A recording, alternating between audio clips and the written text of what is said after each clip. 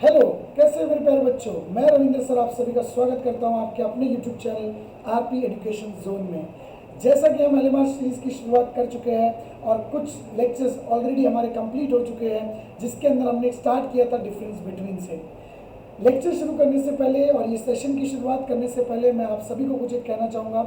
एक famous personality जो हमारे इंडिया में सबसे ज़्यादा मानी जाती है, बच्चों की इंस्पिरेशन मानी जाती है, सर एपीजे अब्दुल कलाम। उनका कहना है कि बच्चों कभी भी कोई भी चीज़ करने से पहले अपने मन में एक डेडिकेशन रखना बहुत ज़रूरी है।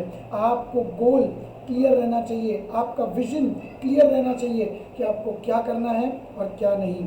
अगर आप अपनी लाइफ में ये चीज़ें क्लियर रखते हैं तो आप वो चीज़ ज़रूर अचीव कर पाओगे। तो इसी चीज़ के साथ हम लेक्चर की शुरुआत करते हैं, सेशन की शुरुआत करते हैं और बढ़ते हैं हमारे नेक्स्ट डिफरेंस बिटवीन की तरफ। उससे पहले लास्ट लेक्चर में हमने कौन सा डिफरेंस बिटवीन किए थे उसका एक बार रिकैप देख लेते हैं। फर्स्ट वन था हमारा माइक्रो एंड मैक्रो इकोनॉमिक्स, जिसके अंदर हमने स्टडी किया था दोनों के बारे में। Meaning, area of study, deals with business application, scope and example. उसके बाद नेक्स्ट वन हमने देखा था total utilities and marginal utility. Next one था desire and demand. Now we will move to the next one, that is the time utility and the place utility. तो time utility और place utility होती क्या है? कल के lecture में मैंने आपको यूटिलिटी का मीनिंग बताया था। सिंपल वर्ड में यूटिलिटी का मतलब होता है want satisfying power of a commodity. कोई भी कमोडिटी की वांट सेटिस्फाई करने की अगर ताकत है, क्षमता है, उसी क्षमता को हम क्या कहते हैं? यूटिलिटी कहते हैं। तो यूटिलिटी तो मीनिंग समझ में आ गया, लेकिन टाइम यूटिलिटी का मतलब क्या होता है? When a utility increases of a commodity by storing it and making it available during the time of need, it is called as time utility. उसी को हम क्या कहते हैं? टाइम यूटिलिटी कहते हैं। And when a change in place of a commodity increases its utility is known as place utility. उसी को हम क्या कहते हैं? place utility कहते हैं। यानी कि जगह बदलने की वजह से अगर यूटिलिटी इंक्रीज हो जाए तो उसे प्लेस यूटिलिटी कहते हैं, और समय बदलने के हिसाब से यूटिलिटी चेंज हो जाए तो उसे हम टाइम यूटिलिटी कहते हैं। उसी के जैसा इसकी कंडीशंस क्या है? Time utility is created by storing the goods from time to production, from the time to consumption.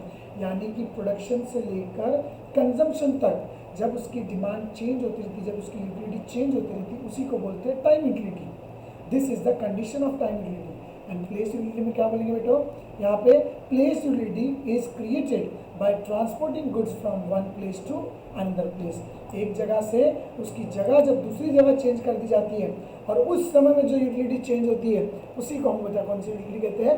Place utility कहते हैं। ओके, नेक्स्ट वन है एग्जाम्पल। अब आपने एक चीज़ नोटिस की रहेगी, इसमें मैंने आपको 3 ही पॉइंट्स दिए, क्योंकि याद रखो कुछ क्वेश्चंस ऐसे भी होते हैं जिनमें आप ज़्यादा एक्सपांड करके पॉइंट्स में लिख नहीं सकते। तो इसके लिए आप उसको 3 पॉइंट्स में लिखोगे, क्योंकि मिनिमम तो 3 की रिक्वायरमेंट्स है ना एग्जाम में। तो यहाँ पे कितने पॉइंट्स दिए मैंने आपको? 3 ही पॉइंट दिए। Example, raincoat have more utility in rainy season, jackets have more utility in winter season. Same इसके अलावा आप कई और एग्जाम्पल्स ले सकते हो, जैसे कि एग्जाम्पल है woollen clothes are more utility in winter season and cotton clothes are having a more utility in the summer season. ऐसे एग्जाम्पल्स ले सकते हो।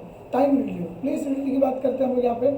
सो फिशेज मतलब क्या? मच्छियाँ जो होती है वो ज़्यादा यूटिलिटी कौन सी कंट्रीज़ में है? आइलैंड कंट्रीज़ में से। और आइस जो है, जो बर्फ़ जो है, वो कौन सी कंट्री में ज़्यादा यूटिलाइज होती है बेटा? वो ज़्यादा करके हॉट रीजन्स में, यानी कि डेजर्ट वाले एरियाज़ में सबसे ज़्यादा लोग यूज़ करते हैं। तो it means the place utility is created due to the change in its place. The cold season products have more utility in hot places and hot products have more utility at cold places.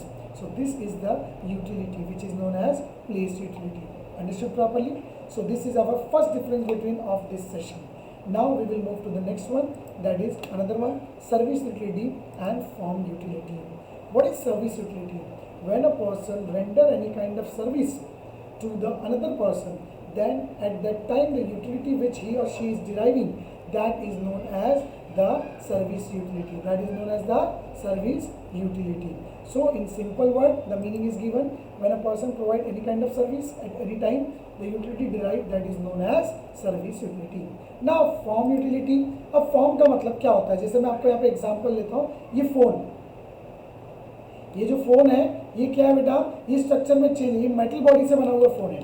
कौन सी body है इस पे? Metal body, इसके अंदर glass लगा हुआ है, ये सारे मटेरियल थे। इन मटेरियल का स्ट्रक्चर चेंज किया गया और इसको बनाया गया। अनदर एग्जांपल, ये कीज, जैसे मान के चलो ये मेटल की कीज है, ये ऊपर फाइबर का कवर है, ठीक है ना, तो इसका स्ट्रक्चर फाइबर को चेंज करके इसका कवर बनाया गया और स्टील की शीट से इसका क्या बनाएगा? मेन की बनाया गया। तो इसकी यूटिलिटी इंक्रीज हो गई। इसको कौन सी यूटिलिटी बोलते हैं? Form utility. अनदर एग्जांपल मान के चलो, जैसे कि एग्जांपल है ये box, this is a box. अब ये बॉक्स की जो यूटिलिटी है किससे बनी हुई है? पेपर से। तो पेपर का स्ट्रक्चर चेंज करके क्या बनाया गया? बॉक्स। तो box have more utility. Again this pen made from the plastic, ये फाइबर प्लास्टिक की बनी हुई पेन है, ठीक है ना, 2 रुपये की जो बॉल पेन आती है वैसे। अब इसकी जो यूटिलिटी चेंज हुई, क्यों चेंज हुई? Due to change in its structure. So आपको मालूम होना चाहिए कि फॉर्म यूटिलिटी का मतलब होता है जब हम उसके स्ट्रक्चर में चेंजेस करते हैं। So when a change in its structure of anything due to which the utility derive, that is known as form utility, that is known as form utility. Understood properly? Next one is the condition. What is the condition of the service utility? Service utility is derived by the professionals, person who render the service to the user. यानी कि ये professional लोग होते हैं ना, उनको ही मिल पाती है, सबको नहीं मिल पाती है यूटिलिटी। पर्टिकुलर सेक्शन होते हैं, पर्टिकुलर ग्रुप होता है, उन्हीं को ये सर्विस मिलता है। अभी जैसे मानकर चलो वर्कर है, वर्कर एक्सपर्ट है ना काम करने में, इसके लिए उसको पता चलेगा कि उसको कितनी यूटिलिटी मिली है। डॉक्टर्स, इंजीनियर्स, साइंटिस्ट, है ना, पिक्चर्स बनाने वाले फोटोग्राफर्स एक्सेट्रा, इन सबको जो यूटिलिटी मिलती है उसको कौन सी यूटिलिटी बोलते हैं हम लोग? Service utility. Which kind of utility बेटा? Service utility. Next one is a form utility का example. Furniture, that is bed have more utility than a plywood. Bed की यूटिलिटी क्या रहेगी बेटा? यहाँ पे ज़्यादा रहेगी, प्लाईवुड से तो एटलीस्ट ज़्यादा रहेगी। क्यों? प्लाईवुड का कोई डायरेक्ट यूसेज नहीं है, बट प्लाईवुड को जब हम कन्वर्ट करते हैं बेड में और तब उसकी यूटिलिटी जो बन जाती है वो यूटिलिटी इंक्रीज हो जाती है, उसी यूटिलिटी को हम क्या कहते हैं? फॉर्म यूटिलिटी कहते हैं। Understood properly? So we have completed the two difference between, first one is the that is about the utility of service utility, sorry second one is the service utility and form utility, and first one is the time utility and the place utility. Now we will move to the next one, that is the law of demand and law of supply. सबसे favourite question boards में याद रखना, अगर आपको commerce में और कुछ बच्चों ने जिन्होंने साइंस में इकोनॉमिक्स लिया है उन बच्चों के लिए ये समझ लो, ये मंत्र एकदम बोलते ना, जैसे कि आशीर्वाद बोल लो, या फिर जैसे एग्जाम्पल मान के चलो कि किसी की विश पूरी होती है, जैसे जीनी कुछ बोल देता, वरदान दे देता है, वैसा ये वरदान वाले क्वेश्चन है। ये डिफरेंस बिटवीन प्रिपेयर करके आपका ऑलमोस्ट लॉ ऑफ डिमांड भी थोड़ा बहुत क्लियर हो जाएगा। क्यों? क्योंकि ये सारे मिलते जुलते पॉइंट्स हैं, सब सारे के सारे पॉइंट्स जो ना मिलते जुलते रहेंगे आपके। So law of demand and law of supply, this is a two important law which can be asked in the answer in detail वाला पार्ट, जो कि 8 मार्क्स के लिए एक क्वेश्चन आता है। तो सोच लो, अगर आप लकी हुए, बहुत ज़्यादा लकी हुए, तो आपको ये दोनों लॉ एक साथ आ सकता है।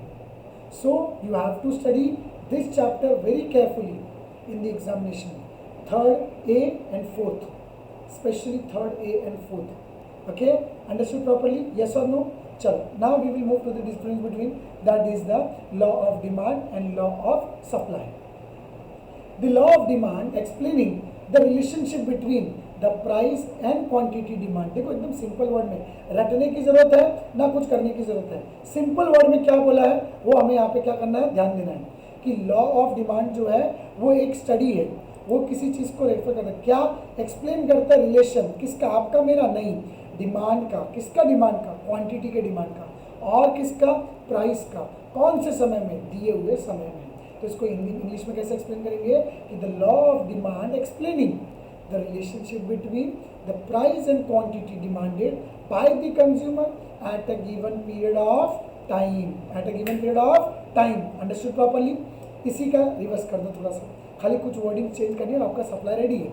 The law of supply refers to or explaining the relationship between the price and quantity, but over here supplied, quantity supplied by the supplier, not by the consumer, by the supplier at a given period of time.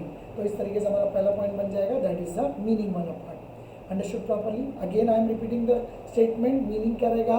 The law of demand explaining the relationship between the price and quantity demanded by the consumer at a given period of time.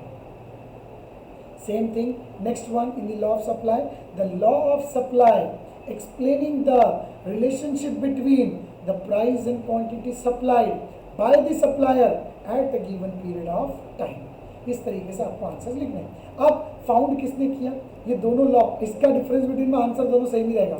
The law of demand profounded by professor Alfred Marshall, किसने profound किया बेटा, Alfred Marshall ने। Again the law of supply profounded by Alfred Marshall. Is it clear? Now definition, this is the important part. Definition आपको याद रहना चाहिए कि definition में क्या आएगा, वर्ड टू वर्ड्स आते हैं। अगर आपको वर्ड टू वर्ड नहीं आता तो आप आगे उनका प्रोफेसर का नाम मत लिखना, आप डायरेक्टली क्या लिख देना, अकॉर्डिंग टू इकोनॉमिक्स लिख देना। अगर आपको exactly definition word to word नहीं आता, जैसे मैं यहाँ पे एक एग्जांपल लेके बताता हूँ, जैसे गांधी जी ने स्टेटमेंट दिया था कि डू और डाई, करो या मरो, आपने स्टेटमेंट चेंज कर दिया डू एंड डाई, तो गांधी जी का स्टेटमेंट थोड़ी था करो एंड मरो, करने के बाद क्या को मरने का, या तो करो या तो मरो, ऐसा था ना गांधी जी का स्टेटमेंट। तो जब तक आप इन्वर्टेड कॉमा में डालते हो कोई चीज़ तो उसका मतलब क्या होता है, you are writing the same statement. और अगर आपने इसमें गलत लिखा तो मार्क्स कटने के चांसेस हैं। इससे बेटर क्या लिख देने का, अकॉर्डिंग टू अ पर्सन, इतना नॉर्मली लिख के छोड़ सकते हो। So according to economist, other thing being constant, क्या लिखोगे, अकॉर्डिंग टू इकोनॉमिस्ट या अकॉर्डिंग टू, अभी यहाँ पे जो मैं करेक्ट डेफिनेशन इसके लिए यहाँ पे लिख रहा हूँ, according to professor Alfred Marshall, other thing being constant, क्या लिखोगे, other thing being constant, higher the price of a commodity, higher the price of a commodity, smaller is the quantity demanded and lower the price of a commodity, larger is the commodity demanded। यानी कि जब price ज़्यादा है quantity small है, और जब quantity price कम है तो क्वांटिटी क्या है, लार्ज है। सेम चीज़ें लॉ ऑफ सप्लाई में, according to professor Alfred Marshall, other thing being constant, higher the price of a commodity, more is the quantity supplied. क्यों यहाँ पे मोर, क्योंकि हर सप्लायर के दिमाग में यही रहता है जब ज़्यादा प्राइस मिलेगा मैं ज़्यादा बेचूंगा तो ही मेरी कंपनी को क्या होगा, प्रॉफिट होगा, अदरवाइज मेरी कंपनी को कभी प्रॉफिट होगा नहीं। तो उससे मेरे को क्या फ़ायदा है, जब मैं बेच रहा हूँ चीज़ें ये कर रहा हूँ तो यहाँ पे मुझे तो कुछ बेनिफिट ही नहीं है। तो मुझे बेनिफिट तब होगा जब मैं ज़्यादा क्वांटिटी बेचूंगा ज़्यादा कीमत पे।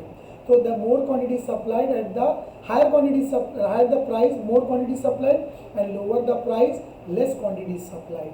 क्योंकि जब प्राइस कम हो जाती तो हर सप्लाई चाहता है मैं ज़्यादा सामान ना बेचूं, कम कीमत पे कोई बेचना चाहता नहीं है।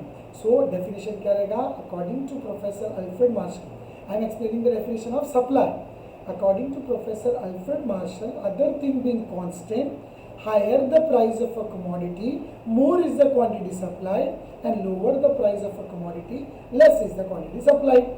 Now we have to take example। तो एग्जाम्पल में आप क्या लिखोगे, एट प्राइस ₹10, क्या लिखोगे, at price ₹10 quantity demanded is 5 unit. तो मैंने क्या लिखा, देखो P इक्वल्स टू ₹10, वो अपने आप समझ जाएंगे। नीचे आपको लिखना तो लिख भी सकते हो, that is P equals to price and QD equals to quantity demand, ऐसा लिखना है तो लिख भी सकते हो। नहीं लिखा जाए तो टीचर्स को इतना थोड़ा सा कॉमन सेंस रहेगा कि आपको इसको मार्क्स दे देगा। When price ₹10 quantity demanded that is QD is equals to 5 unit, and when price goes on increasing from 10 to decreasing from 10 to 5 that is ₹5 and QD goes on increasing that is known as 10 units. यानी कि price कम है तो quantity ज़्यादा है, quantity कम है तो price क्या रहेगी, ऑब्वियसली ज़्यादा रहेगी। सेम चीज़ है लॉ ऑफ सप्लाई में, बट यहाँ पे कौन सा रिलेशन है, डायरेक्ट रिलेशन है। यहाँ पे लॉ ऑफ डिमांड में कौन सा रिलेशन है, इनवर्स रिलेशन है। ये पॉइंट भी आप लिख सकते हो, रिलेशनशिप लिख सकते हो। उसमें क्या लिखोगे, law of demand have direct relation, inverse relation, and law of supply have which relation, direct relation between the price and quantity supplied. Understood properly? इस तरीके से आप रिलेशन बता सकते हो। यहाँ पे लिखा गया प्राइस ₹10 सप्लाई में, the quantity supplied is 10 unit, when price goes downward from 10 to 5 the quantity supplied is also reducing from 10 to 5 unit. Understood properly? So by this we have almost completed our 3 short note. So again I am completing this video over here only because क्योंकि अभी just series start हुई और अभी आपके ऊपर अगर मैंने pressure बना दिया तो ज़्यादा चीज़ें डिफिकल्ट हो जाएगी आपके लिए स्टडी करना। तो this is like a warm up lecture आपके लिए। स्टार्टिंग के 1-2 लेक्चर्स में आपको थोड़े टॉपिक करके, ताकि एक बार आपका हैबिट बन जाए। Once you catch the things properly then you can easily do the things. तो आसानी से तब चीज़ें हो जाएगी। अभी अगर मैंने एक साथ में 10-12 क्वेश्चन समझा दिए, आपको क्वेश्चन समझा नहीं तो दिक्कत हो सकती है। So one thing you have to make your mind that आपको कंटिन्यूटी बनाए रखनी है, चीज़ों को टाइमली फॉलो करना है और अच्छे से इसको कंटिन्यूटी के साथ पढ़ते रहना है। आप अपना नोट्स भी बना सकते हो सेपरेटली, और आपको नोट्स का टेंशन लेने की भी ज़रूरत नहीं है। जैसे ही हमारा difference between session next lecture में कंप्लीट हो जाएगा तो उसके बाद मैं आपको उस लेक्चर के नीचे PDF भी आपको भेज दूंगा ताकि आप उसमें से अच्छे से पढ़ सको। Is it clear? यस और नो? तो मिलते हैं अगली वीडियो में और आगे के डिफरेंस बिटवीन के साथ। तब तक के लिए बाय, धन्यवाद।